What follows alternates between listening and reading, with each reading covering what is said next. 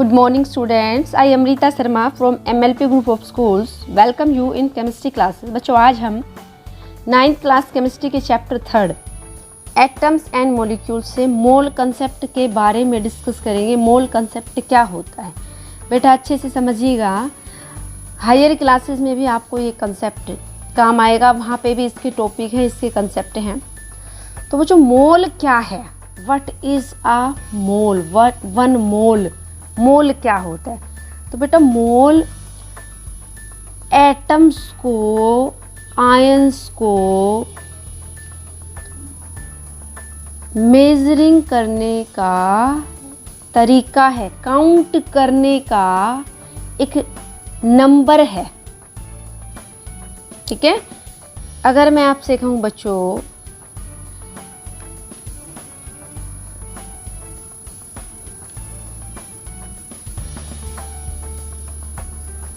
जैसे 1 डजन में 1 डजन, एक दर्जन, 1 डजन में किसी सब्सटेंस की कितने यूनिट हो सकती, 12 यूनिट्स, 12 यूनिट्स हो सकती हैं। इट मीन्स दीज में भी 12 पेंसिल हो सकती हैं, 12 बनाना हो सकते हैं, 12 बनाना हो सकते हैं, 12 पेंसिल हो सकती है, 12 पोट हो सकते हैं, पोट्स हो सकते हैं 12। तो बच्चों डजन का मतलब आते ही आपके माइंड में एक बात आती है, 12 चीज़ें कुछ भी हो सकती हैं, 12 चीज़ें ही आएंगी, 12 पेंसिल, 12 पेन। ऐसे ही बच्चों एटम को कैलकुलेट करने के लिए डजन की जगह यूज किया गया मोल का, क्योंकि एटम को डजन में मेजर नहीं कर सकते। एटम का साइज बहुत ज़्यादा छोटा है, तो उसको काउंट करने के लिए, उसको मेजर करने के लिए कोई ऐसी यूनिट की ज़रूरत थी डजन की जगह जिसमें काफ़ी सारे एटम आ सके, क्योंकि एटम का साइज तो बहुत छोटा है। तो बेटा जैसे एक डजन में 12 यूनिट्स होती है, ऐसे ही 1 मोल में कितनी यूनिट होती, किसी भी सब्सटेंस की 6.022 10⁻23 यूनिट्स। यूनिट का मतलब है बनाना हो सकते, पोट हो सकते, डंकी हो सकते, कुछ भी हो सकते। इतनी चीज़ें 6.022 10⁻23 एटम हो सकते हैं, आयन हो सकते हैं, मॉलिक्यूल हो सकते। जो 1 मोल है इसमें 6.022 10⁻23 एटम्स हो सकते हैं, आयंस हो सकते हैं, मॉलिक्यूल हो सकते हैं।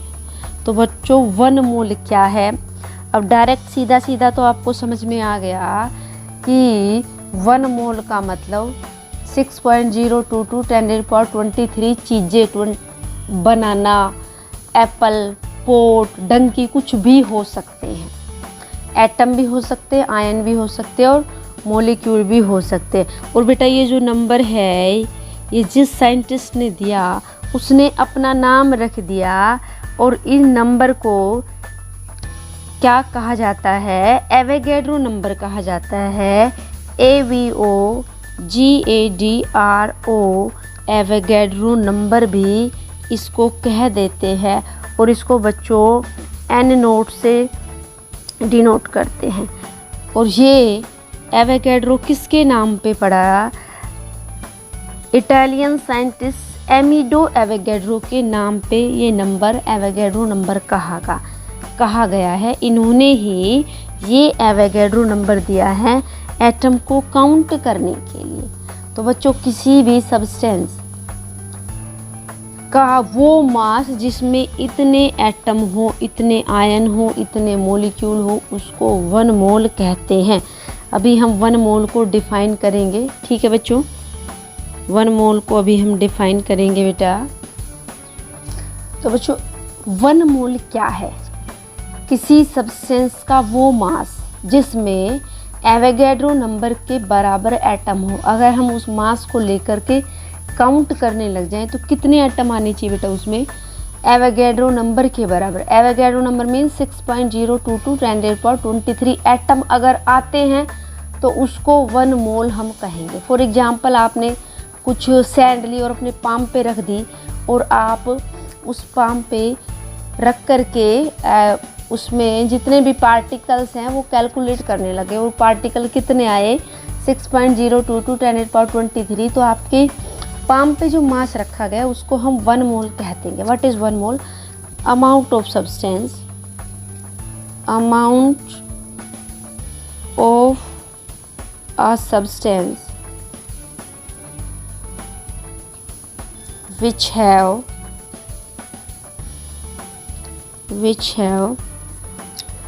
particles, पार्टिकल्स में एटम भी आ गए, आयंस भी हो सकते हैं, मॉलिक्यूल्स भी हो सकते हैं। Amount of a substance which particles मतलब एटम्स, आयंस और molecule equal to Avogadro number, equal to Avogadro number, Avogadro number जिसको हम किससे डिनोट करते हैं? एन नोट से डिनोट करते हैं। ठीक है बच्चों। अच्छा, एक और बात आपको पता है, कार्बन जो, अगर मैं कहूँ बच्चों कार्बन का सिंबल C है, इसका एटॉमिक मास बताओ। तो कार्बन का एटॉमिक मास सबको पता है 12U होता है, U फॉर यूनिट। तो बेटा ये 12U है ना, ये 1 एटम का मास है, मास ऑफ 1 एटम। अगर इसके पीछे 12U की जगह 12 ग्राम लगा दे तो इसको कहते gram atomic mass, gram atomic mass इसको कहते हैं ग्राम एटॉमिक मास। अगर 12 के पीछे G लगा दिया, ग्राम लगा दिया, और ये कितने एटम का मास होता है बेटा? 1 मोल। 1 मोल एटम होते हैं इसमें, और 1 मोल एटम का मतलब आपको पता है ये क्या होता है? 6.022 10⁻23 एटम्स। ये बातें आप याद रखेंगे। अगर आपने किसी एटम के मास के पीछे U लगा रखा है तो 1 एटम का मास है, G लगा रखा है तो वो 1 मोल एटम का मास है। अब बात करते हैं एक मॉलिक्यूल की, जैसे वाटर की बात करते हैं, मॉलिक्यूल की बात करते हैं। तो वाटर एक मॉलिक्यूल है, इसका जो मॉलिक्यूलर मास जो है, वाटर का जो मॉलिक्यूलर मास है कितना आता है? 2 × 1, बिकॉज हाइड्रोजन का कितना होता है 1 प्लस ऑक्सीजन का कितना होता है 16, ये है 18। तो बेटा अगर आपने इसके पीछे U लगा दिया तो ये 1 मॉलिक्यूल का मास है। This is mass of 1 molecule, mass of 1 molecule. और अगर आपने 18 के पीछे G लगा दिया, ग्राम लगा दिया, तो ये बच्चों G लगा दिया आपने, ग्राम लगा दिया, ग्राम मॉलिक्यूलर मास कहलाएगा। ये क्या कहलाएगा बेटा? ये ग्राम मॉलिक्यूलर मास कहलाएगा। This is gram molecular mass, gram molecular mass कहलाएगा। और ये कितने मॉलिक्यूल का मास होगा बच्चों? 1 मोल ऑफ मॉलिक्यूल्स का मास होगा। और 1 ऑफ मॉलिक्यूल का मतलब 6.022 10⁻23 मॉलिक्यूल का ये मास होगा। Remember this thing. ओके बच्चों। ना बच्चों कुछ न्यूमेरिकल देखिएगा मोल कंसेप्ट पे। बेटा अगर आपको नंबर ऑफ मोल्स कैलकुलेट करने हो, न्यूमेरिकल्स के लिए पहले हम फॉर्मूले देखेंगे।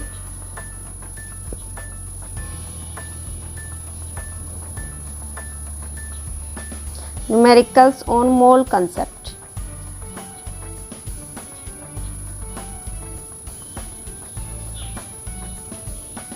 फॉर्मूले,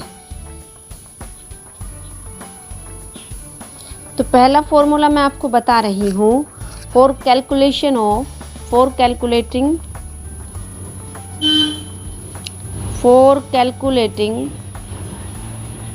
नंबर ऑफ मोल्स। अगर आपको कुछ मास दे रखा है 4 ग्राम 5 ग्राम कितना भी हो, तो उसके मोल्स कैसे बनेंगे? तो बेटा यहाँ पे नंबर ऑफ मोल्स को तो हम डिनोट करेंगे, नंबर ऑफ मोल्स को डिनोट करेंगे स्मॉल n से।